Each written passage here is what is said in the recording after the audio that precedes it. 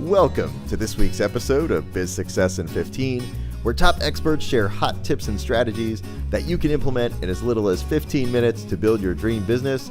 And now here's your host, the Visibility Wiz, Cindy J. Hi, I'm Cindy J, the Visibility Wiz, and welcome to this episode of Biz Success in 15, where top experts share hot tips and strategies that you can implement in 15 minutes or less to grow your business.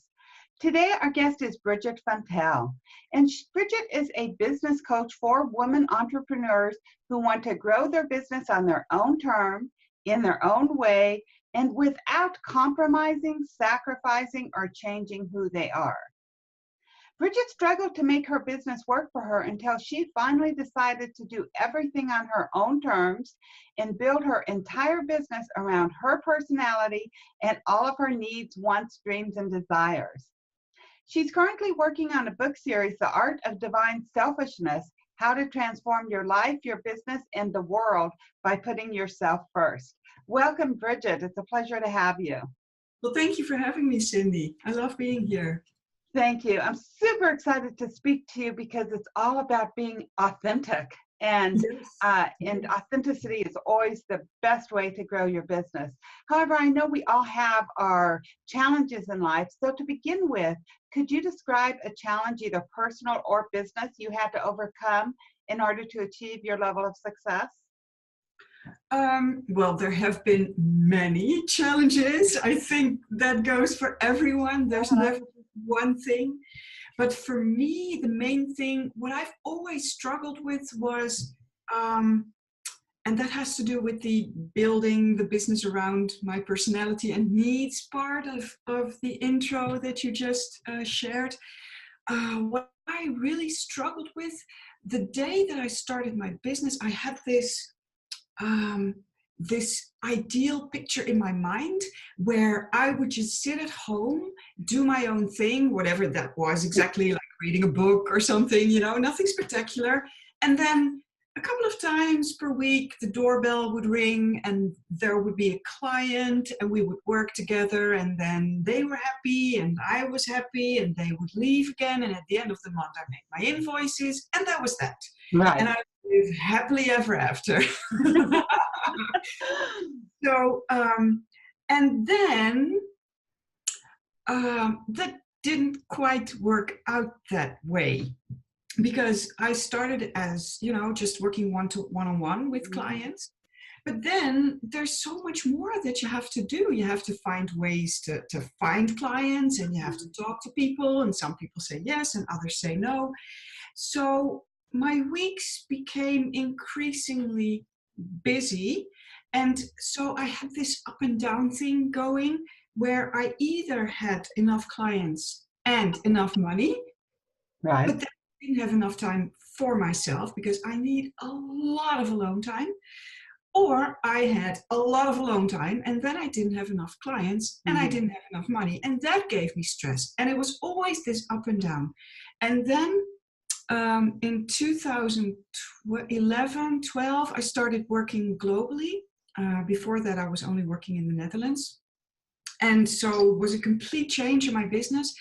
And basically, I built a new business. And then 1 year in, it was really, everything was going great. And I was talking with my coach that I had back then, and I remember it so clearly.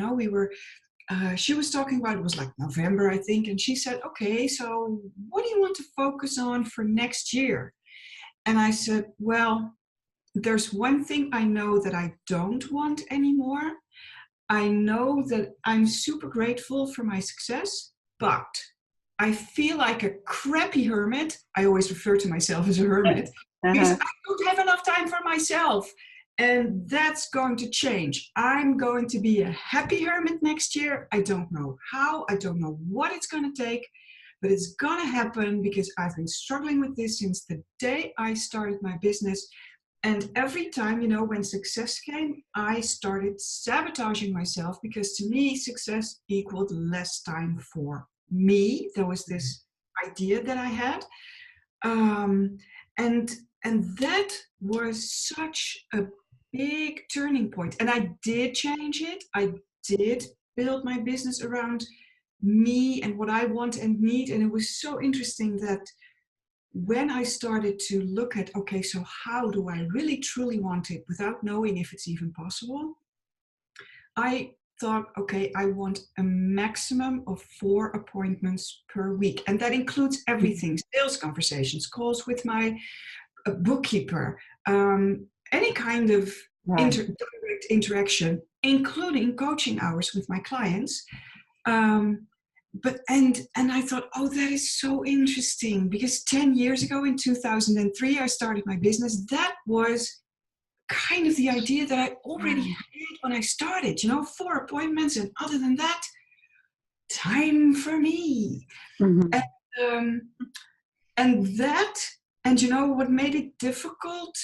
Because of course, there's the practical aspect. Of course, you can just shift into offering more group programs. There are ways where you can limit your amount of appointments and actual time that you work in your business while you can still grow your business.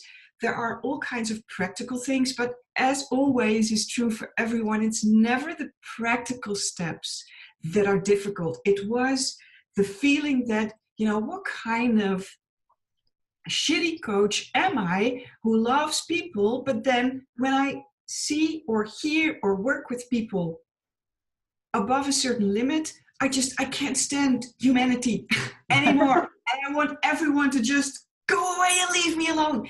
And I felt guilty about that. I felt ashamed about that. And it was something that, ever since I was a kid growing up, it was something that people always told me, well, just get over it.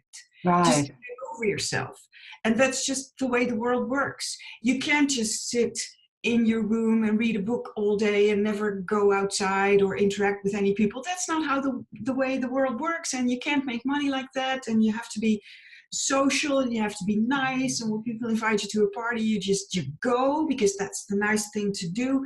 And I always resisted that, but I always also felt guilty about that and ashamed. And that I carried that in my business as well.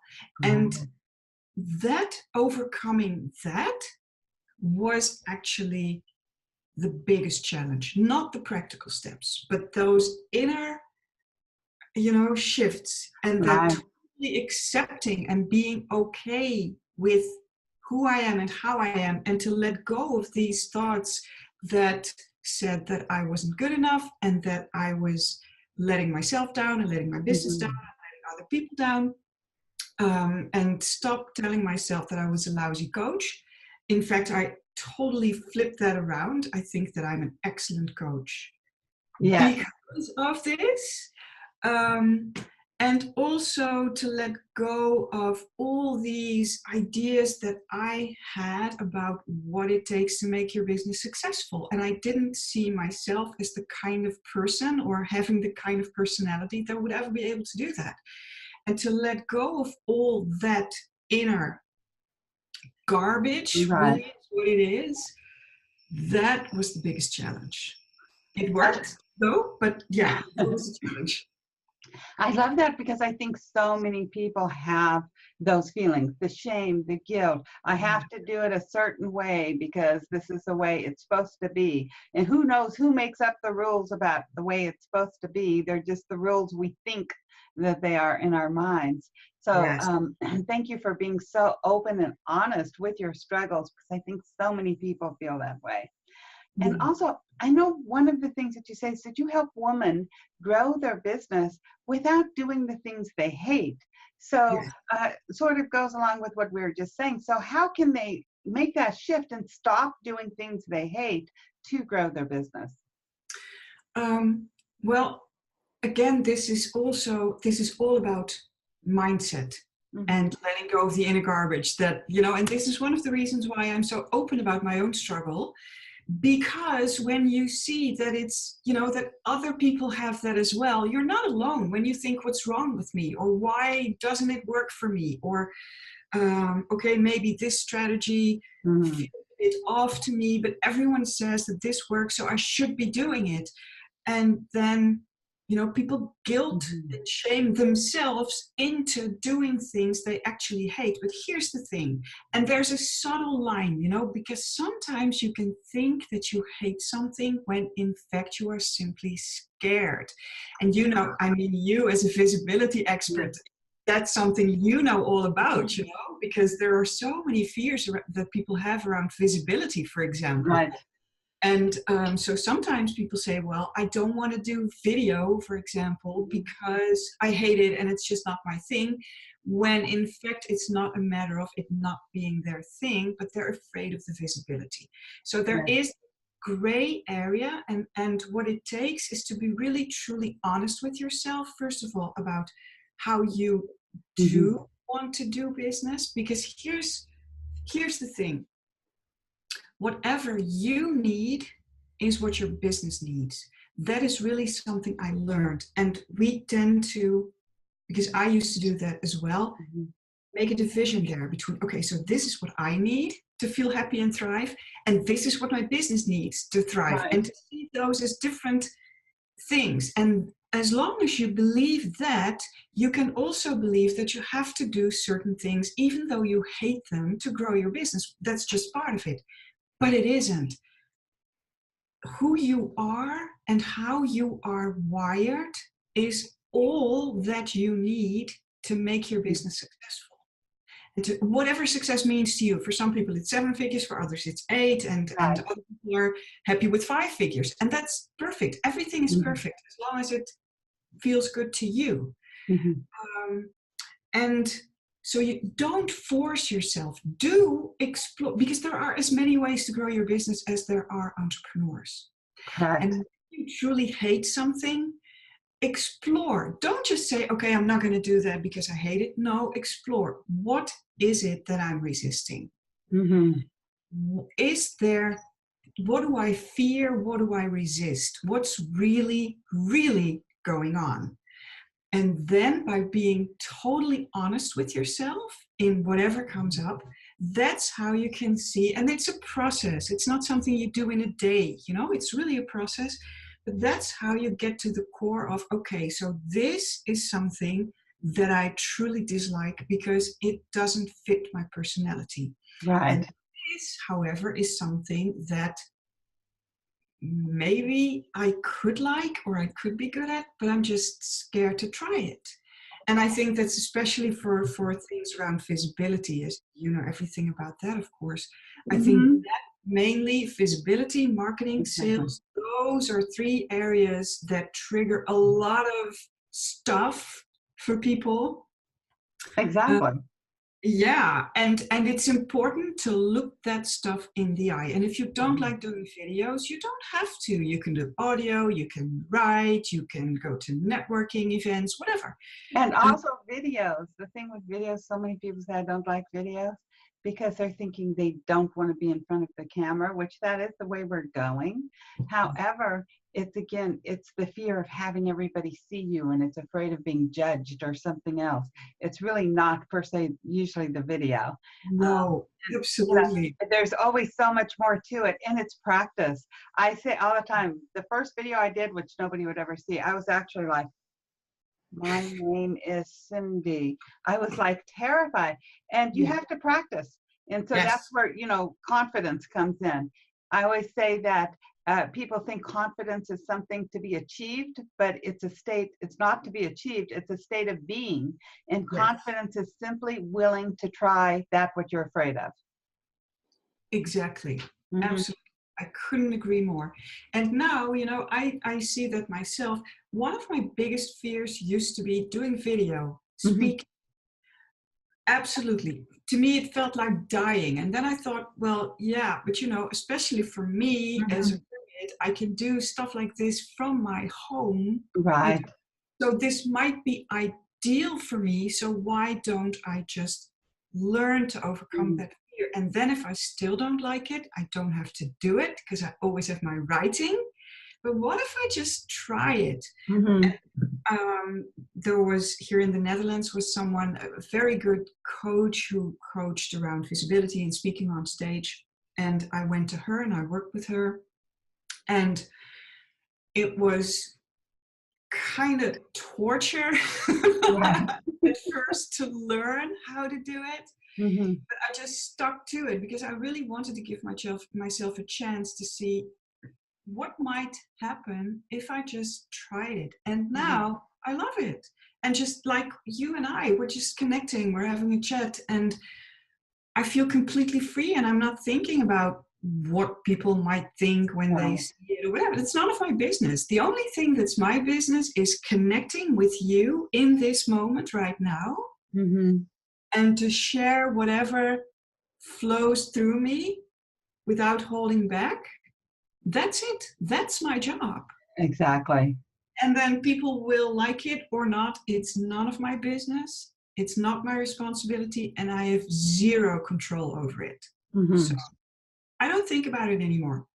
Right. I love that. As you said earlier, it's all about mindset. The mindset and shifting what you think and how you feel, letting go of the shame, the guilt, being confident, trying that things that you're afraid of, and doing the self-reflection of, is this true? Am I really afraid of it? Or do I really hate it? Or am I afraid of it? With all these things, these are all transformations.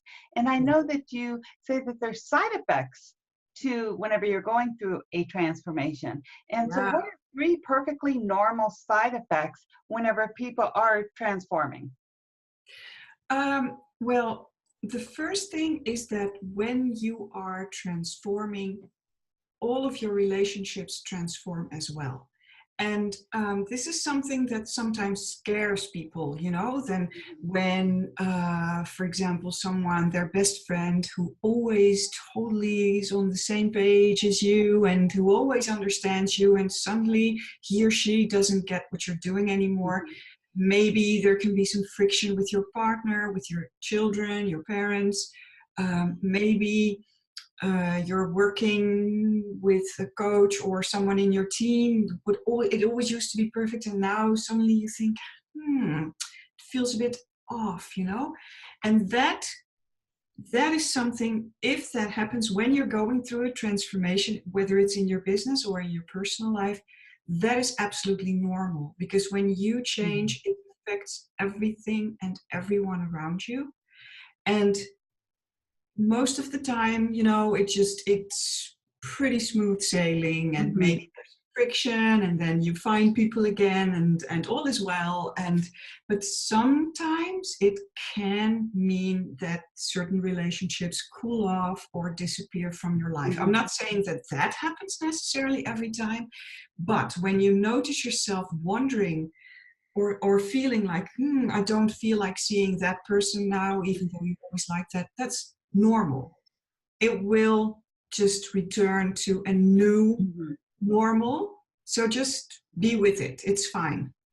Another thing that happens is that you never just change on one level. You never just change on one level. So when you go through a big transformation, when, for example, you change course in your business completely, what can happen, it also affects your body. That changes as well. When you change or, grow spiritually, your body is always the last part of you that changes with it.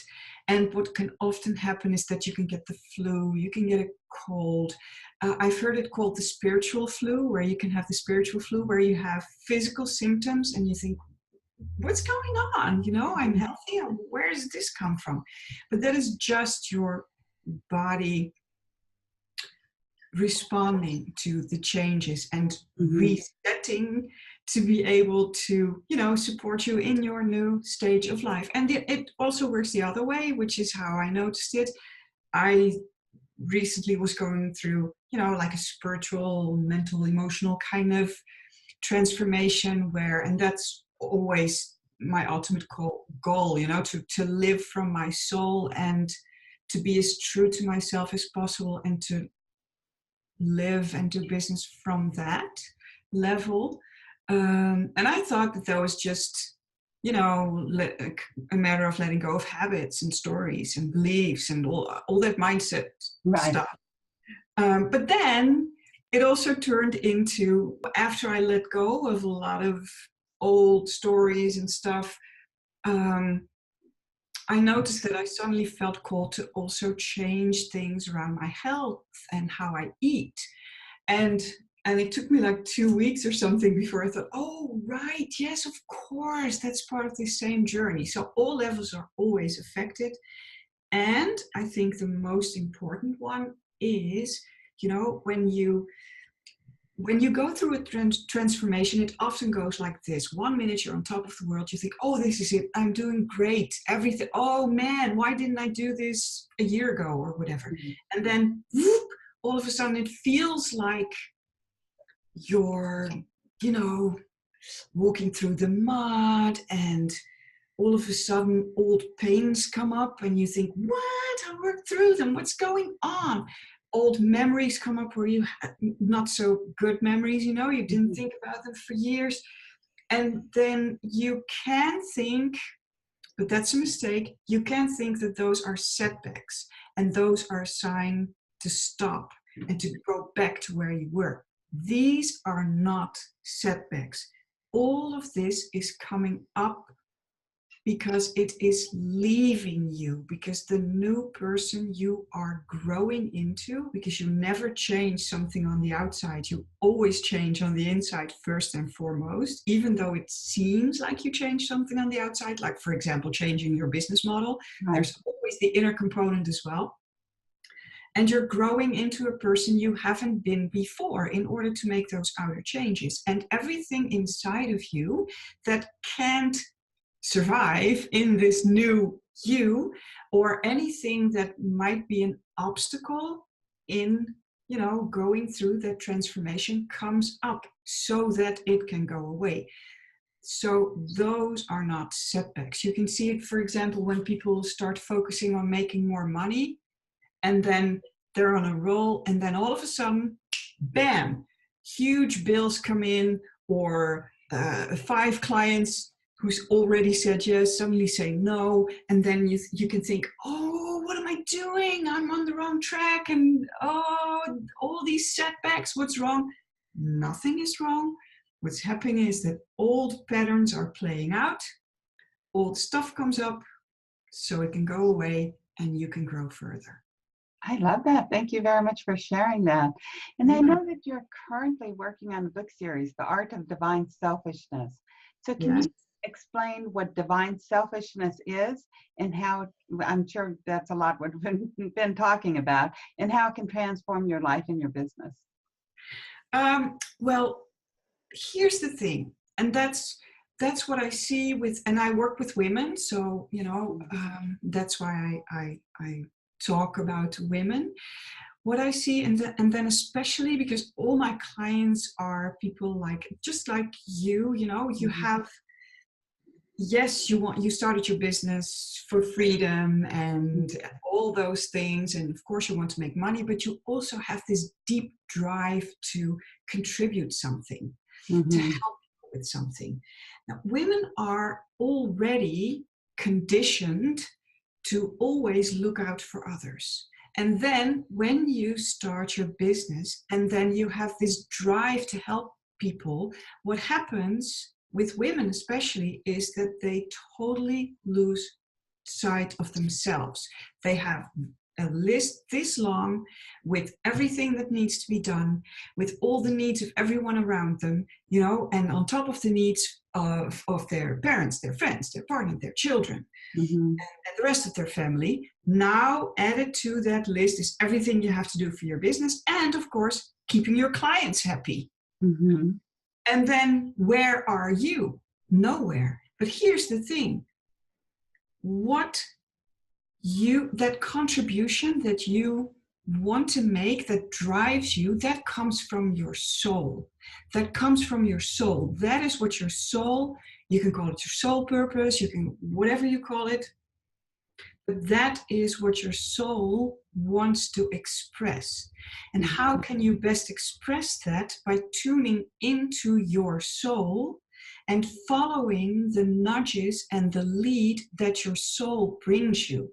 And I call it selfishness, divine selfishness, for a reason, because most women, when they hear the word selfishness, two things happen. A part of them thinks, oh, I like it. Another part thinks, oh my God, no, I don't want to be selfish. I don't want to be a bitch. I don't like it. I want, no.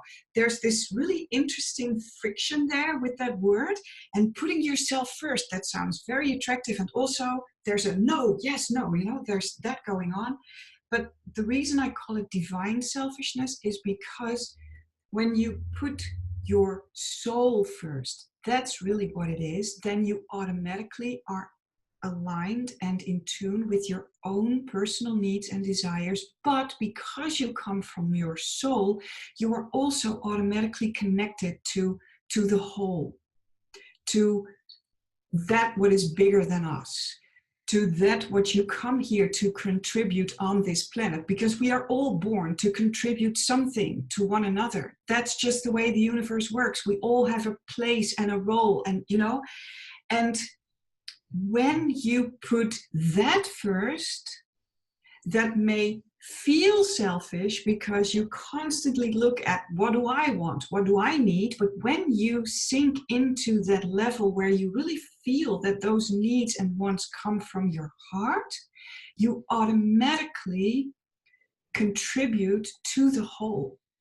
Because that's where you come from your heart. And that's why I call it divine selfishness. It's not about, where you can think, oh man, I feel like beating someone up or something, No, that's a need that doesn't come from your soul, that comes from fear, that comes from pain, that comes from lack. That is not a need from your soul. Your soul doesn't need to beat anyone up or not care about others. No, when you come from your soul, you do care about others and you care about yourself. And that's what women forget. And I want to, and that really drives me to tell them about that, to write about it, to teach them about that. Exactly. And Brigitte, I know that you have a strategy to share with our listeners that they can implement in 15 minutes or less. So can you share what that strategy is? Yes, absolutely.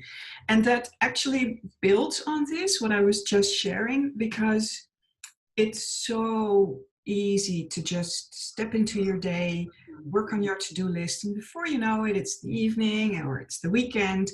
And in doing that, working from your to-do list and stuff like that, you really lose the connection with yourself, with your soul, and what it really truly is about for you. And so my strategy helps you reconnect to that level of your soul. And it's there are 3 questions to ask yourself. You can ask yourself one of the 3 or all 3, whatever feels good to you. And I wrote them down here to make sure that I didn't forget them. The first one is, and you can do it, it's best to do it in the morning before you start working, whatever that is. Mm-hmm. What inspires me today? And to really feel that, because your first tendency will be, what inspires me today? Well, I have to do grocery shopping. I have to do a follow-up. I have to send an email. Yeah, maybe that's inspired, but take a moment to really feel it. What inspires me today? What do I really desire? And to just feel what comes up. Maybe nothing comes up, and especially when you drifted away from your desires, it can take a while before something comes up. And then the third question, and that really is a magical question, and that is, what would I do today if I trusted that money is taken care of and everything always works out for me? I love that third question. What would you do? That is such a powerful question. And when the further you drifted away from your needs and desires, the more likely it is that answers can come up when you first start doing this, like, I just want to forget about everything and I want to fly to a tropical island and drink cocktails and not do anything for 2 weeks straight. But that's not possible. Well, whatever comes up, if it's possible to do it, because maybe what comes up is, to just take a moment now to sit outside and drink my coffee in the sun. You can do that. But when something comes up that you can't do, like just drop everything and fly off to a tropical island, then ask yourself, what's the desire underneath that desire? Why do I want to fly to a tropical island? What do I think that will bring me? What is that true desire? And then you get to the layer where you can feel, oh, wait, what I most desire is peace and quiet.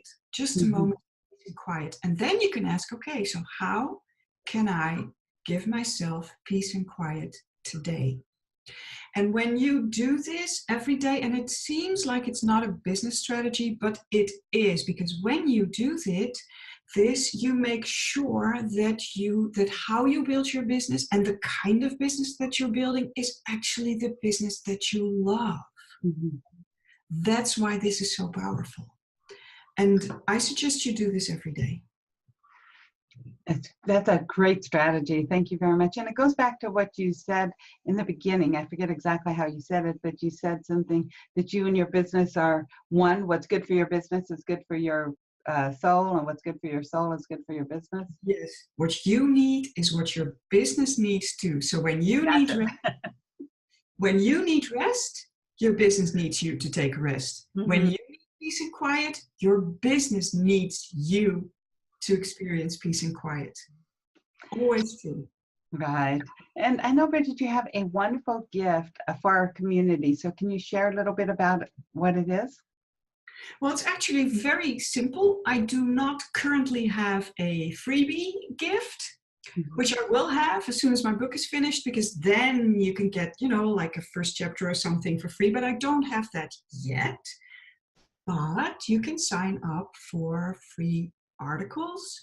I write pretty regularly, like once a week-ish or twice a week-ish, and they're always chock full of inspiration and tips, and I offer real value, and you can sign up for that for free, and you can always, of course, opt out whenever you think, done with you, done with it. And I know too, whenever they sign up, they're going to be the first to get that first chapter of your book, and they're going to be the first to know whenever it's released. Exactly. and so you want to head on over to Biz Success In 15 / B as in Brigitte, V as in VanTuijl, her last name, so it's BB, and sign up for your weekly-ish updates by Brigitte. So if you loved the inspiration she gave you today, you're going to love getting these updates from her. And as I said a minute ago, you'll also be the first to know when her book is released. So hop on over there and do that. You can also re-listen to Bridget's words of wisdom. You can download this episode and be sure to share it with your friends. And Bridget, do you have any parting words for our guests? Yes. I suggest that if you are still watching this, then apparently there was something in here that inspired you. Before you rush into the next thing on your to-do list, take, if only 1 minute, if only 30 seconds, to just sit and be and ask yourself, what resonated with me and how do I want to proceed with that? Because if you're still here, something triggered, something touched you, something resonated, or you would have left already. So give yourself the opportunity to really feel what it is that inspired you and do something with it. That's great. Thank you for sharing that. And as I said earlier, if you enjoyed today's show, feel free to visit it with your friends. And thank you very much, Bridget, for being my guest today. It was truly an honor. I loved you sharing all your words of wisdom. My pleasure, and thank you again. So to our listeners, go ahead and head on over to bizsuccessin15.com / B as in boy, V as in Victor, where you're going to find all of the links from today's show. You'll be able to download this show, re-listen to it, and catch up on past episodes that you might have missed. And so with that, Big hugs. I hope you have a great week, and be sure to tune in next week for another episode of Biz Success in 15. Bye-bye. You've been listening to Biz Success in 15. For all links mentioned in today's show and to watch or listen to previous episodes, visit bizsuccessin15.com. Thanks so much for listening, and be sure to tune in next week for another amazing guest.